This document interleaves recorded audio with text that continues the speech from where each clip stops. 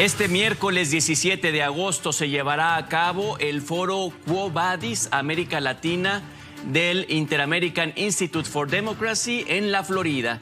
Este foro está destinado a que expertos en el ámbito académico, seguridad y crimen organizado, prensa y personajes con experiencia en gobernabilidad den una mirada en lo que está sucediendo en América Latina, tratando de argumentar y respaldar una determinación y rumbo que deben tomar las sociedades de la región en una América que tiene un grupo de dictaduras y un grupo de países democráticos.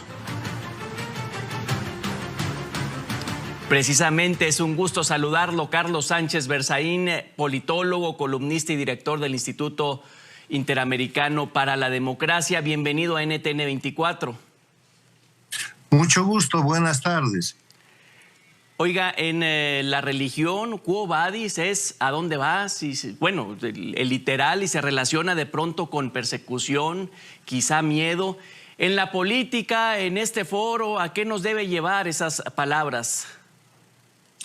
Bueno, Quo Vadis es el título de este foro porque este es un momento especial de crisis y oportunidades en la región, sobre todo para América Latina. Es un momento en el que a 22 años del siglo XXI, existiendo dos Américas, una democrática y la otra dictatorial, las dictaduras lideradas por Cuba e integradas por Venezuela, Bolivia y Nicaragua, que conforman el socialismo del siglo XXI o el castrochavismo, están en una situación de crisis muy aguda.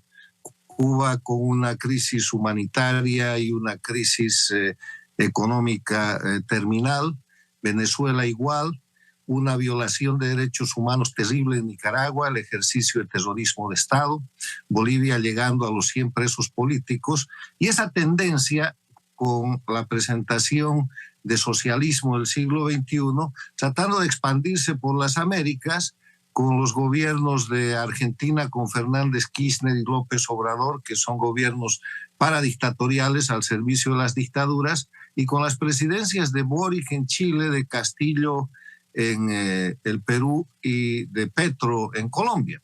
Y en ese escenario, unas democracias que están afrontando ese desafío de la amenaza contra el sistema democrático y que ven una situación en la que hay que empezar a preguntarse ¿a dónde va América Latina en una situación de crisis de las dictaduras, donde parece que en cualquier momento pudiera ir a una situación terminal en Cuba, o podría igual fortalecerse por 10 años más? ¿Qué se hace con la situación de las democracias bajo amenaza, del socialismo del siglo XXI, de lo que es el Foro de Sao Paulo y de que son los instrumentos de agresión a la democracia? ¿Cuál es el papel de los instrumentos internacionales como la Carta Democrática Interamericana, el Sistema Interamericano de Derechos Humanos? ¿Cuál es el papel de lo que representan los juzgamientos por violación de derechos humanos en base al Estatuto de Roma, los crímenes de lesa humanidad, la Convención de Palermo contra la delincuencia organizada? ¿Qué está pasando con el periodismo en América Latina, que está bajo un acoso atroz en los países con dictadura? Presos políticos, periodistas en Cuba, en Nicaragua, en Venezuela, en Bolivia, medios de comunicación bajo acoso y bajo amenaza de cierre. Y en medio de todo eso, la necesidad de seguir defendiendo la libertad y la democracia. Por eso el foro tiene 4 paneles. El orador principal es el ex secretario de Estado de los Estados Unidos, Thomas Shannon, un embajador conocido por su larga experiencia en la región y por su mirada equidistante sobre lo que es este tipo de problemas. Ha tenido altas funciones y ahora mismo es uno de los más grandes expertos norteamericanos en la región. Un panel inicial de académicos integrado por gente del prestigio de Eduardo Gamarra, del profesor de Georgetown, Héctor Chamiz, del profesor Ricardo Israel, del experto en asuntos de seguridad, el experto norteamericano, asesor y parte de la Escuela Militar de los Estados Unidos. Un segundo panel sobre crimen organizado transnacional, que va a tener expertos de Cuba, de Venezuela, de Costa Rica, de Estados Unidos, donde podemos destacar la presencia de José Antonio Blanco, un panel sobre lo que es la libertad de prensa, que está realmente, es un panel importante, y un panel de expertos sobre lo que es gobernabilidad, donde destaca el expresidente de Costa Rica, el doctor Solís, donde está el ex vicepresidente de Colombia, Francisco Santos, donde está el expresidente del Senado argentino y presidente interino por un corto tiempo, el doctor Pinedo, donde vamos a tener 2 ex senadores norteamericanos y donde vamos a tener, por ejemplo, la presencia de expertos como la ex ministra de Gobierno del Ecuador, la señora Romo. Entonces, es un panel diverso, es un panel con diferentes posiciones de experticias y de posiciones políticas que nos permitirá presentarle a la región una idea del rumbo que hay que seguir y de cómo hay que seguir fortaleciendo la democracia y cómo acelerar el proceso de recuperación de la democracia en los países que hoy día no la tienen. Porque ahí veo también a Cuauhtémoc Cárdenas de México.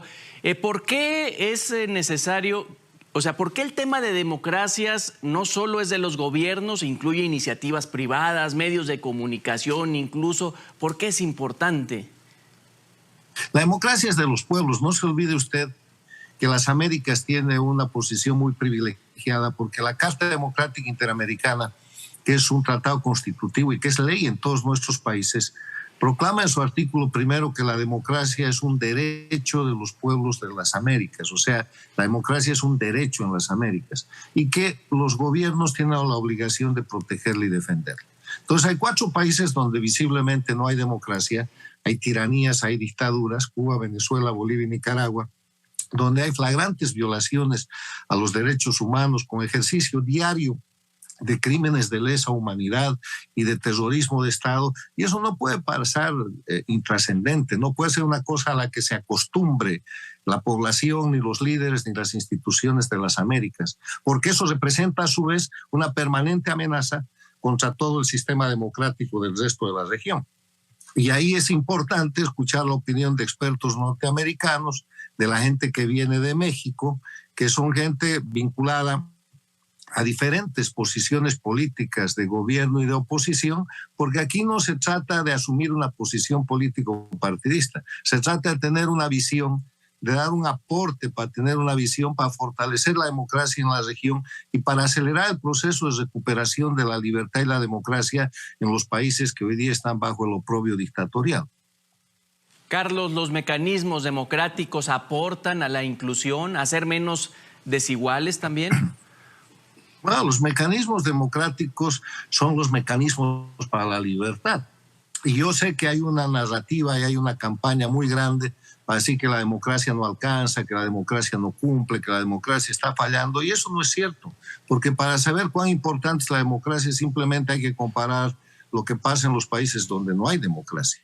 Mire cómo está la gente en Cuba, tratando de salir de Cuba desde siempre, presos, más de 1000 presos políticos, gente torturada, sentenciada a decenas de años de cárcel por el solo hecho de salir a pedir libertad y comida, una situación en la que hay cortes de luz diarios de 8 a 10 horas, no hay combustible. Mire la situación de Venezuela, la gente escapando de Venezuela por la selva del Darién, arriesgando su vida. Mire lo que es Nicaragua con esa cantidad de presos políticos y ahora la arremetida de la dictadura contra la Iglesia Católica, no respetan nada y han encarcelado políticos, líderes, periodistas y ahora la han emprendido contra los religiosos. Mire Bolivia, donde están completando casi los 100 presos políticos con una situación de persecución permanente y convertida en narcoestado. Entonces, en la peor de las democracias se vive mejor y con más libertad que en la mejor de las dictaduras, porque no hay dictadura que sea mejor. Y la democracia es algo que todos los ciudadanos tenemos que construir a diario. Ejercicio de la libertad por medio de la vigencia del Estado de Derecho, por medio de la libertad de prensa, por medio de lo que es el derecho de libre expresión de los ciudadanos, que es la manera como se construye democracia.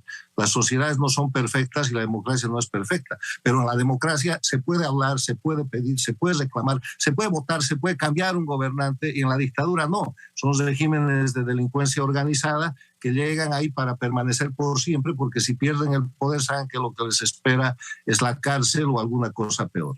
Oye, Carlos, incluso hay señales o alertas más sutiles, ¿no? Yo siempre me viene a la mente cuando se empieza a difuminar esa división entre los poderes, ¿no? Entre el ejecutivo, el legislativo, judicial. Hay que estar atentos. Hay que estar atentos porque son las señales de alarma. La democracia está fundada en 5 elementos esenciales. Primero, el respeto a la libertad y los derechos humanos. El día que hay un preso político ya no hay democracia. El día que hay persecución política se acabó la democracia. El segundo elemento es la vigencia del Estado de Derecho, que quiere decir el respeto de la ley. Cuando un gobernante se pone por encima de la ley o se cree la ley, como hemos visto que ha pasado con Chávez, con Maduro, con Correa en el Ecuador, con Evo Morales en Bolivia y con los dictadores de Cuba, se acabó la democracia. El tercer elemento es la separación e independencia de poderes que usted mencionaba. Tiene que haber un poder ejecutivo controlado por el legislativo y los dos controlados por el poder judicial. En la Argentina tenemos hoy día un gobierno paradictatorial, pero con un poder judicial federal que funciona. En México hay un gobierno absolutamente entregado a las dictaduras, pero México sigue siendo una democracia porque hay opinión pública, hay libertad de prensa, aunque amenazada, y hay un sistema de justicia más o menos aceptablemente independiente.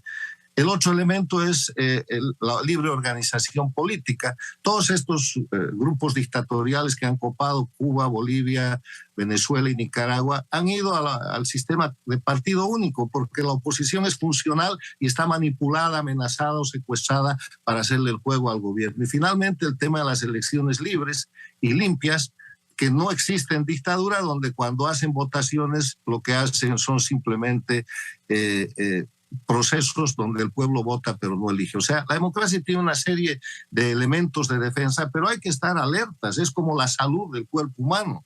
El rato que empiezas a toser o el rato que empiezas a tener fiebre, hay que empezar a tener cuidados porque eso puede caer en una enfermedad muy grave o una dolencia mucho mayor. Es lo mismo en la democracia. Cuando empezamos a ver persecución política o acaparamiento del poder o violación de la ley, hay que tener cuidado, son las señales de estornudo, de fiebre que presenta el sistema.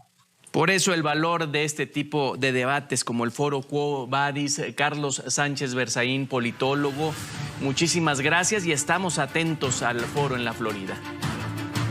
Hay mucha gente interesante que nos va a decir cosas que valen la pena escuchar. Muchas gracias.